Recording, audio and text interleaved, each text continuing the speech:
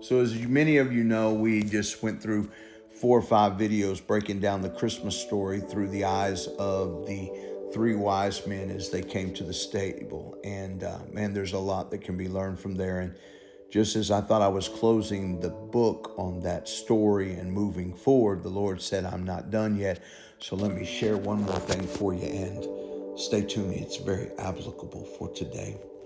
You know, the Joseph and Mary knocked on the door of the innkeeper in the throes of labor, trying to birth a miracle into this world, but the innkeeper didn't have room. Y'all know the story.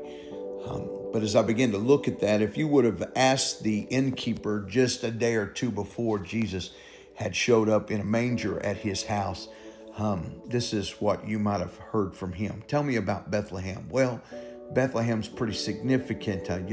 Rachel was buried here. And and Father Abraham, hey, he repented here in Bethlehem. And then there was Jacob. Jacob met with God, thus Bethel, meeting place with God. And if that's not enough, Bethlehem's kind of significant to the Lord because there's a prophecy that in Bethlehem, there's going to be a Savior born here, a Messiah that's going to save his people. And if that's not enough, the prophecy says that there will be a star in the sky of significance that mankind will recognize. It will be an indicator that the Messiah has been born in Bethlehem. And that would be the story that he would have told about Bethlehem. But here's what the Lord began to reveal to me. And it troubled me quite a bit because the innkeeper that night stepped out of his home underneath the star that undoubtedly people had to be talking about. The wise men were in process of traveling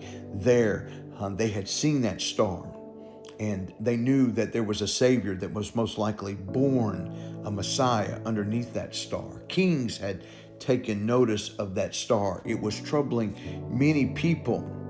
Yet as he stood there and they knocked on his door and he conversated with them, it never crossed his mind as a resident of Bethlehem that could the star that everyone's talking about that is above my head right now be an indicator that the woman that's standing in front of me, that is in the throes of labor, that is trying to birth a miracle and looking for a house that miracle could be birthed in, is right in front of me. You would have thought in that moment he would have found a way to make space for God to be birthed in his house. But he was so caught up with the everyday going-ons and what was going on in his life, the busyness, that he sent the miracle down the street to the stable because he didn't have room. He didn't have room in his house for a miracle. 2025, I see more biblical prophecies fulfilled than I can shake a stick at. Yet I see so many Christians today that are so busy going through the motions of church, playing church. They're too busy to pray. They're too busy to read their word. They're too busy to get involved with God. God's knocking on their door, wanting to birth a miracle in their house. He's wanting to do an incredible work in their lives, and he's wanting to flow through them in a miraculous way and do something that's incredible. But they don't have enough room for a miracle in their house. They're too busy. And they're asking God to take the miracle on down the street to somebody else's house. All the while, they're still waiting on their Messiah. Can I tell you something? 2026 is coming. The miracle that God is wanting to birth in this hour, it's still going to come.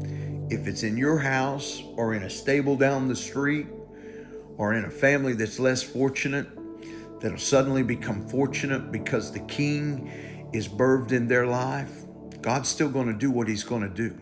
He's still going to move in his church. He's still going to have a revival. There's still going to be an outpouring of his presence. The question is, are you going to be so busy while standing where you're at underneath the stars and all the things that point to his return, that you're too busy for the miracle that he's trying to birth in your life right now? I hope this challenges you to begin to pray, to begin to seek his face, because God's going to do his miracle if you have room for him or not. I hope this helps you today.